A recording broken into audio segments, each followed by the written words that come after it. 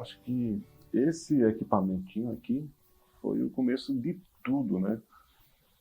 Tanto para meu avô como para meu pai, mas até para mim também, né? Meu pai morava numa cidade muito pequena, que era Porteiras, onde não tinha energia elétrica o tempo inteiro, os rádios precisavam ser carregados a bateria, né? E era sempre uma dificuldade muito grande. E meu pai, como era o garoto mais velho, né, tinha essa obrigação de estar carregando as baterias do rádio, né, de estar fazendo os pedidos também do meu avô. Meu avô vendia rádio, meu avô montou também ali na cidade um sistema que a gente chama de amplificadora, que é como se fosse uma rádio comunitária. E a partir dali ele tanto dava notícias como vendia também os produtos que ele tinha e ao mesmo tempo tocava música também para o pessoal. Eu acho que foi nesse ambiente que seu Antônio Vicelmo primeiro se forjou como homem do rádio.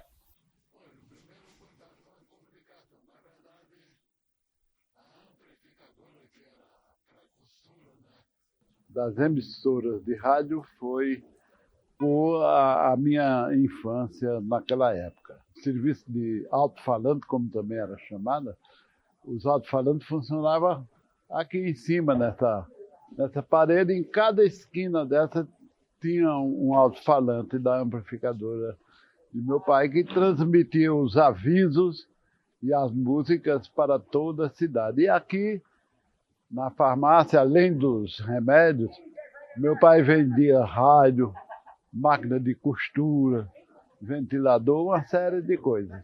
Uma história interessante, né? É que, na verdade, meu pai não nasceu em Porteiras, nasceu em Brejo Santo. Naquela época, Porteiras muito pequena e as condições de saúde eram muito difíceis. Inclusive, meu avô, que tinha uma farmácia, era considerado o médico da cidade, né? Curava desde ferimento a bala e fazia parto também, mas naturalmente porque ele não podia fazer o parto da minha avó, da esposa dele, né? Então meu pai terminou indo nascer no Brejo Santo. Isso tem uma história bem peculiar, né? E aí meu pai vai passar parte da juventude dele lá em Brejo Santo. Com certeza tem muitas histórias para contar.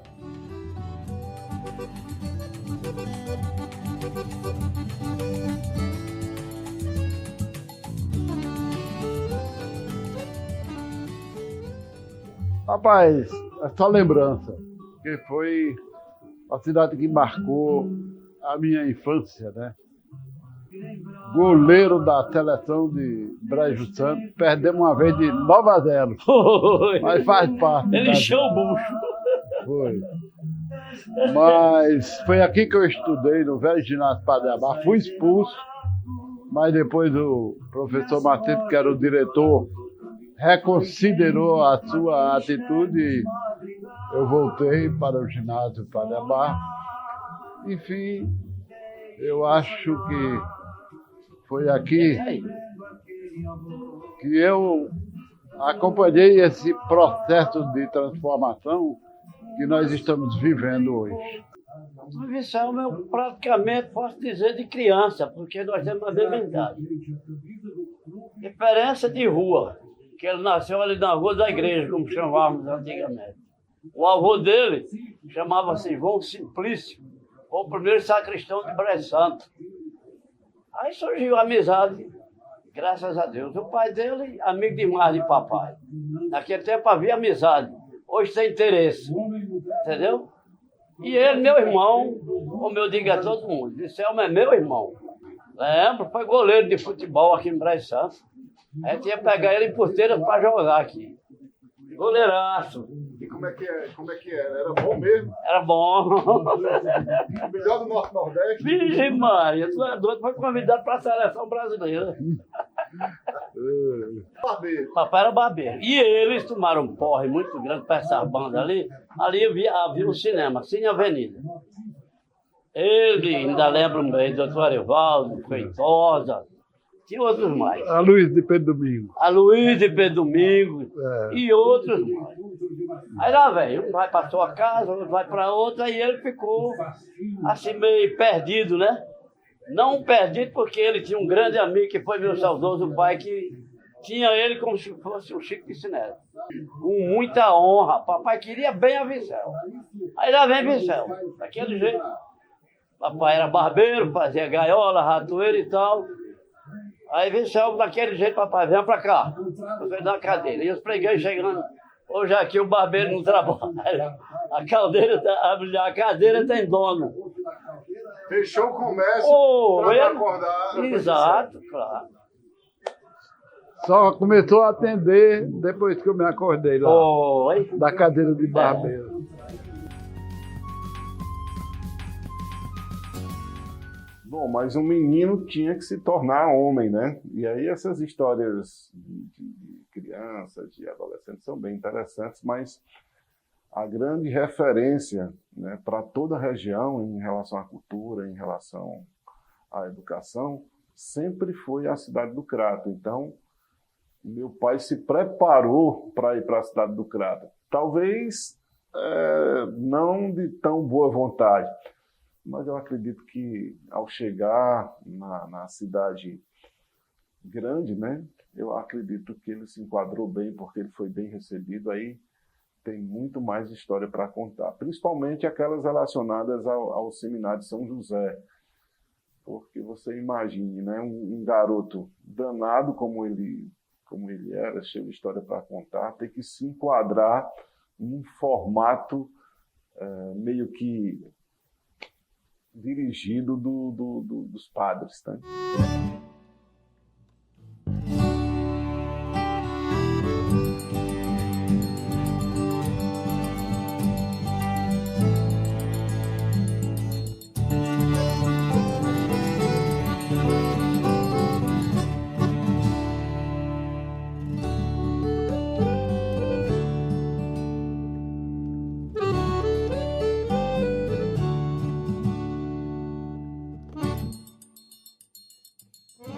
Cheguei aqui para estudar. Minha mãe queria que eu fosse padre, mas terminou a igreja pretendo um grande sacerdote. Mas o jornalismo ganhou um jornalista. Foi aqui que eu aprendi a rezar missa em latim. Naquela época era obrigado padre coroinha falar em latim. E eu dizia, o padre, introibo ad altare Dei. E eu respondia, ad Deo qui letifica juventude mea. Traduzindo, entremos no altar de Deus, o Deus que alegra e conserva a nossa juventude. Então, além disso aí, eu posso dizer com toda certeza que de todos os colégios que eu estudei, esse aqui foi o mais importante da minha vida, porque mesmo quem não quisesse estudar era obrigado a estudar. No colégio diocesano, ele teve acesso a alguns equipamentos que naquela época eram modernos, né? Como, por exemplo, um gravador. Então, não era comum você gravar a voz e ouvir a própria voz. Isso era muito difícil. Mas aí tinha a UEC, né? E tinha o IBEU também. O IBEU era o Instituto Brasil, Estados Unidos, e aí tinha aula de inglês para os estudantes, né? Lá ele conheceu um grande amigo que foi o Aglésio, e eles passaram a brincar com aquele equipamento. Então, ali também já foi uma paixão à primeira vista, né? Você poder gravar e ouvir a própria voz. Pois é, rapaz. Matuto lá de Porteira, eu nunca tinha visto um gravador na minha vida. E um grupo de amigos meus chegou no apartamento, naquele tempo se chamava República, dizendo, rapaz, a gente encontrou um gravador ali. Eu disse, o que é gravador? Eu disse, é um negócio aí que grava a voz da gente. Nós gravamos. Tu devia ir gravar. Eu fui. Era no IBEU, Instituto Brasil Estados Unidos, que era uma continuidade do Colégio Diocesano. Então, ali, quando eu vi o gravador, os amigos disseram, vai, Stelmo, fala. E eu fui falar. e falei imitando alguns locutores. Não era a minha voz que estava ali, eu estava imitando. Mas o certo é que todas as pessoas que estavam ali disseram: rapaz, tu és locutor, tu devia fazer rádio. E me convidaram para eu ir para a União dos Estudantes de Crato, que tinha dois programas na Rádio Araripe e na Rádio Educadora. Eu fui para a Rádio Araripe e fazia o programa A UECA em Marcha. Então, foi aí que eu me descobri para ser jornalista.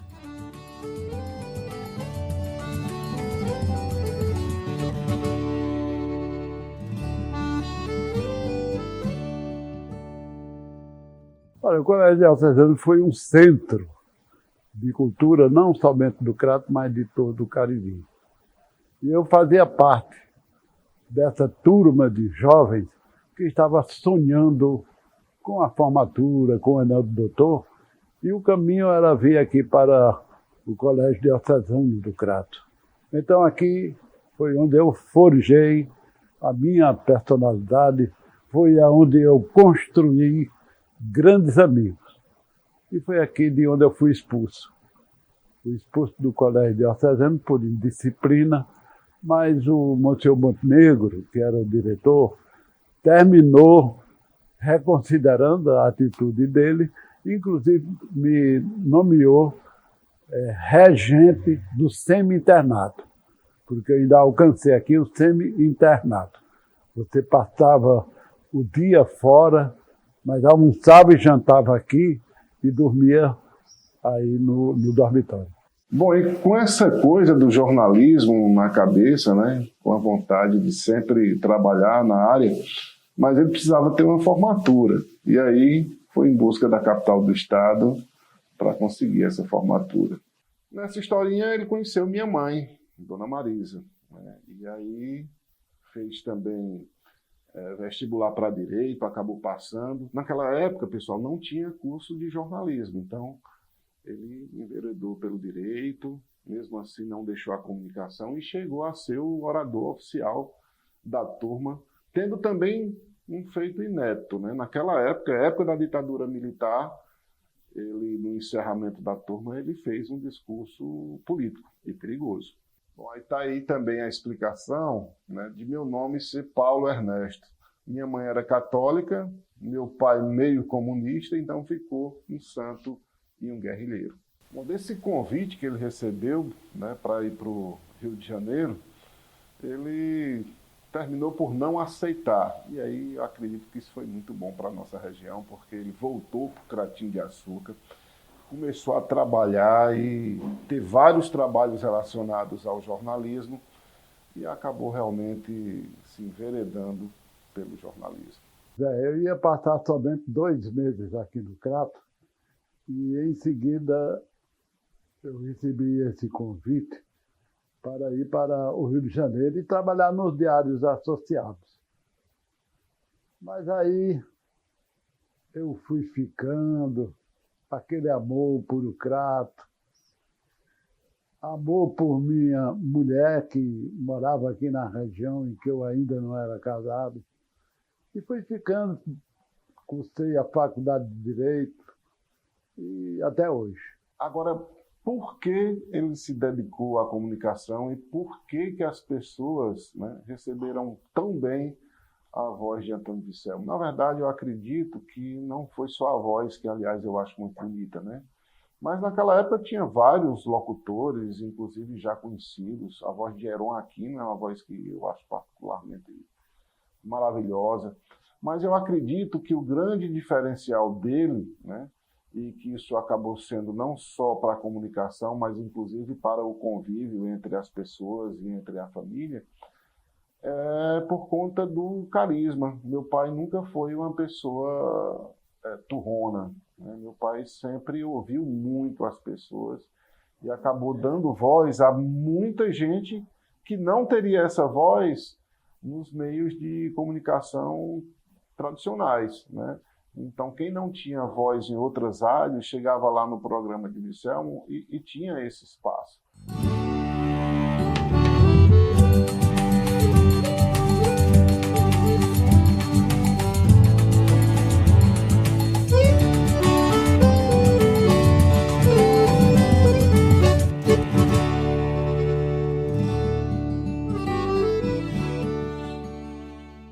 E até hoje, né, as pessoas mais simples têm vez dentro do programa de rádio, dentro de todo o trabalho que ele perpassa, né? Por exemplo, Zulene Galdino, eu acredito que é uma das personagens daqui da cidade que mais tem esse relacionamento com meu pai.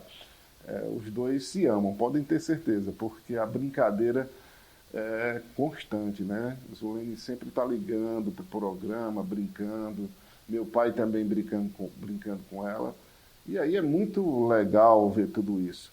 Se a gente for fazer uma análise, por exemplo, de todos os grupos que passam hoje pelo principal equipamento cultural da cidade, que é o Centro Cultural do Cariri, que leva o nome de Sérgio Esmeralda, né? Praticamente todos esses grupos de tradição que se apresentam por lá, de certa forma, de alguma maneira, em algum tempo, já passaram também pelo meu pai. Meu pai foi um grande divulgador de todos esses grupos. Eu digo isso sem ter medo de errar, porque realmente eram grupos que estavam muito escondidos, alguns funcionam em locais esmo, né? E era exatamente desses locais que o meu pai gostava, né? Ele queria mostrar alguma coisa diferente, ele encontrava alguma coisa diferente. Vinha de uma cidade pequena, cidade onde o pessoal acreditava em lobisomem, cidade que tinha os penitentes, que tinha reizado.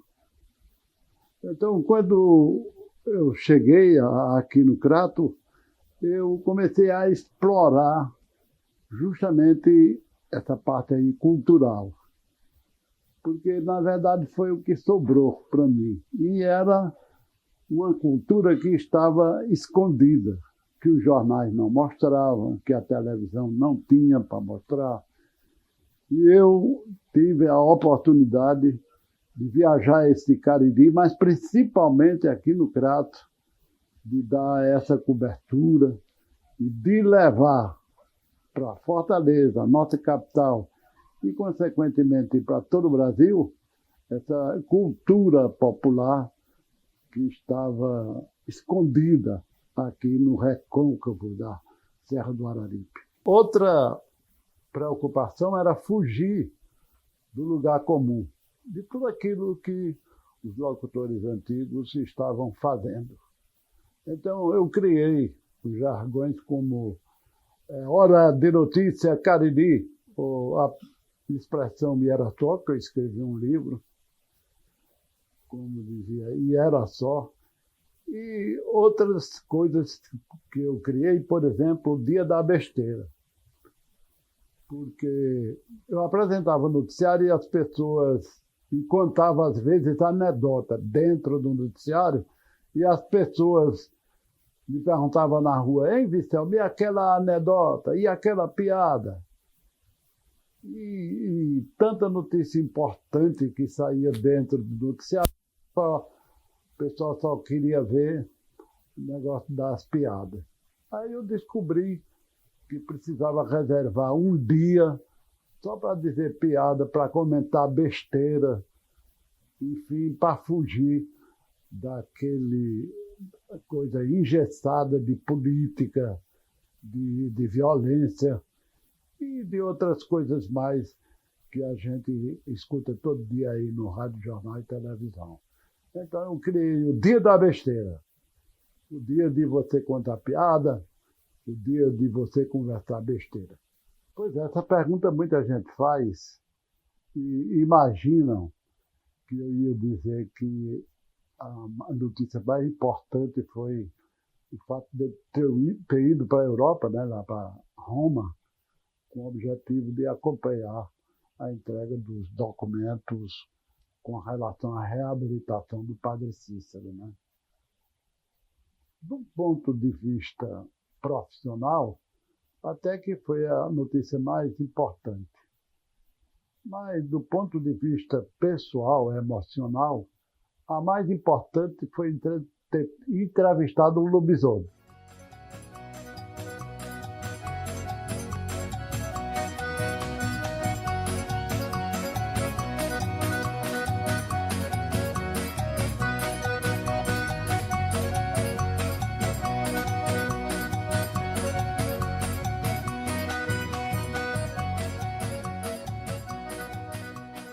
Porque eu admiro muito o Vicel, porque desde eu criança, eu posso dizer, que o Vicel faz esse programa das notícias, ele fazia 7 horas da manhã e 12h30 do dia, e papai só ia trabalhar mais nós na roça, quando passasse o programa de Vicel.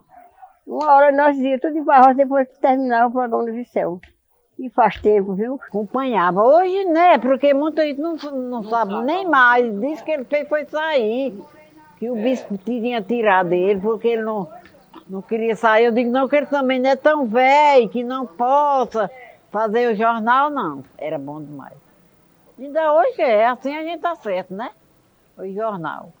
Olha, então, esse jornalista, né, que atuou no rádio, na televisão, no jornal durante muito tempo, dando espaço a essas pessoas, acabou sendo realmente muito querido.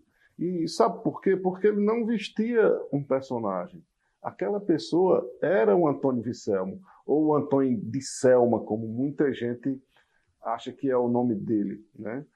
Então, essa pessoa, né, tão querida, também era essa mesma pessoa brincalhona em casa, por exemplo.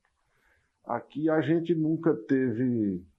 Assim, é estranho a gente falar, porque as pessoas que estão em casa podem entender de forma diferente, inclusive como desrespeito, né? Mas aqui a gente nunca teve formalidades entre pai e filho, nunca houve isso. A gente se trata como filho de uma égua, baitola, né? E tudo de maneira muito carinhosa e muito respeitosa também, porque essa questão da igualdade, de não falar de baixo para cima, a gente também encara de maneira muito respeitosa. Então, para a família, ele sempre foi também esse paizão, sempre muito acessível, sempre possível conversar sobre tudo. A gente nunca teve restrições de assuntos. Ah, não pode falar disso, não pode... Não, aqui, realmente, em casa... A gente sempre pôde conversar abertamente, não como pai e filho, mas como verdadeiros irmãos.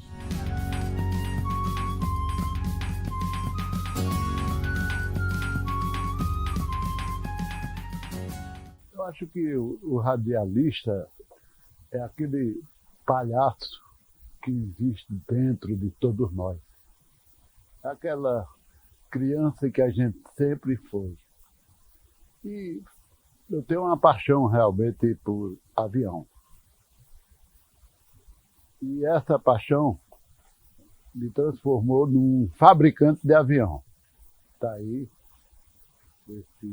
são mais de 20 aviões que eu espalho aqui no quintal, no terreiro da minha casa. Pois é, morro de medo de altura. Eu não subo em cima desse muro. Aliás, eu quebrei dois braços, você sabe disso, e subindo nesse muro aí. Porque eu fico nervoso e termino caindo. Mas avião, eu sou apaixonado por avião. Se o cara... Ó, já inventaram viagem aqui, eu andei até de ultraleve, fazendo fotografias de ultraleve. Eu não tenho medo. Tenho medo, mas a vontade de voar é tão grande que supera esse medo.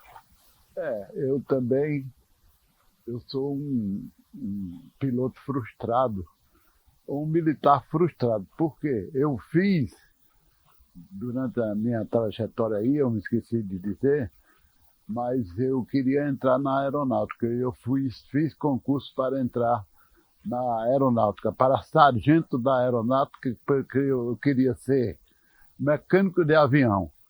Mas queria ser passageiro de avião, queria andar de avião. Não passei no concurso e a aeronáutica perdeu esse grande aviador. Sim, fabrico avião por um motivo muito que eu acho importante, né? Porque, além de ser um lazer, é uma forma de você esquecer o que está acontecendo no dia a dia da notícia. A violência, a politicagem, os roubos. Então, a gente desvia o pensamento totalmente para os aviões, os jipes, os caminhãozinhos que eu faço. Enfim, é uma brincadeira. Rapaz, a minha mulher diz assim, ele é inteligente, ele sabe fazer as coisas, mas ele não tem paciência. Essa paciência que ela fala é porque é mal feito. Mas ela não quer dizer que é mal feito, fica dizendo que eu não tenho paciência. Realmente, ela tem razão. Eu não tenho paciência e por isso eu fiz aqui um museu de coisa mal feita. Tudo que eu faço de mal feito, eu separo ali para mostrar para as pessoas que a gente também erra. Nunca. Ele está dentro de mim, porque eu fui menino travesso, né? Mas que eu tive coisas marcantes na minha personalidade por conta desse meu comportamento.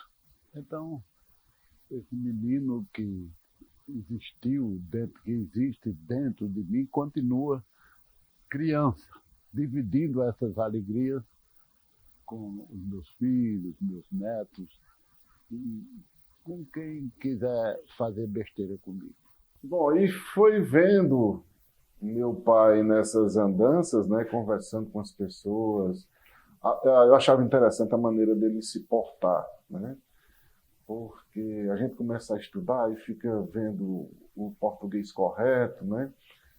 E tem uma coisa que eu sempre levei para a minha vida de jornalista, foi a seguinte, ó. Se o nome do senhor se chamar Antônio, certo? E se na hora da entrevista aquela pessoa é uma pessoa mais simples, se eu chamá-la de Antônio, senhor Antônio, eu vou perder ali metade da entrevista. E quando eu chamo de seu Antônio, seu Toninho, eu já consigo me aproximar um pouco daquele entrevistado e consigo a confiança de garantir dele uma história verídica. Eu sei que até hoje as universidades talvez não defendam essa aproximação tão forte, né? Mas foi um dos diferenciais que eu aprendi com meu pai. A gente só consegue boas histórias se a gente tiver de maneira horizontal com aquela pessoa, né?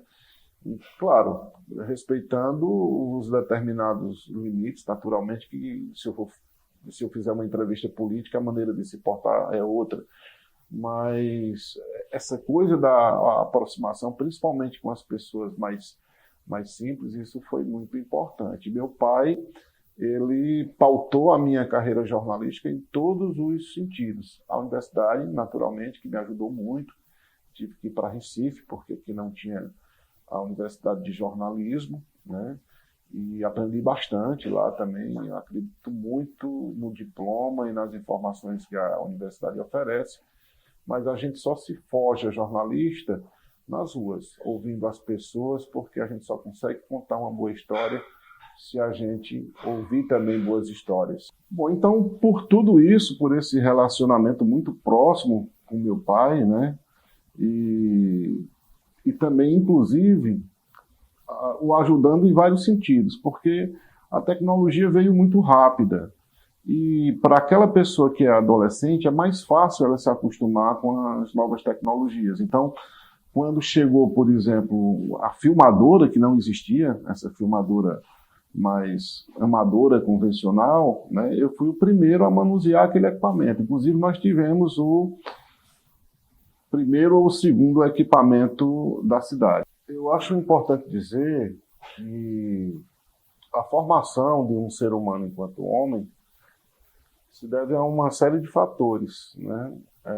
A fatores que são de conhecimento, que são de aprendizagem, eu não tenho nem dúvida, mas principalmente em relação a fatores que são repassados de geração em geração, que a gente chama de cultura. Só que para ter cultura, a gente também precisa ter liberdade, porque senão as coisas nunca vão mudar, né? Eu vi recentemente um depoimento de Paulo Freire falando sobre utopias, que enquanto a gente tem utopias, a gente tem a vontade de realizar sonhos, e tendo essa vontade a gente consegue progredir. Eu acho que é mais ou menos por aí. A cultura positiva, não sei se é esse o termo correto, é aquela que também aceita as mudanças. Meu pai sempre foi grandioso nisso, sempre aceitou as mudanças. Meu pai tem 82 anos, né, e até hoje ele se adapta bem às mudanças e sempre está ouvindo os novos pensamentos, ouvindo a juventude, dialogando de maneira por igual, e eu acredito que isso é muito importante. Foi muito importante para a minha formação e tem sido muito importante para a formação de todos.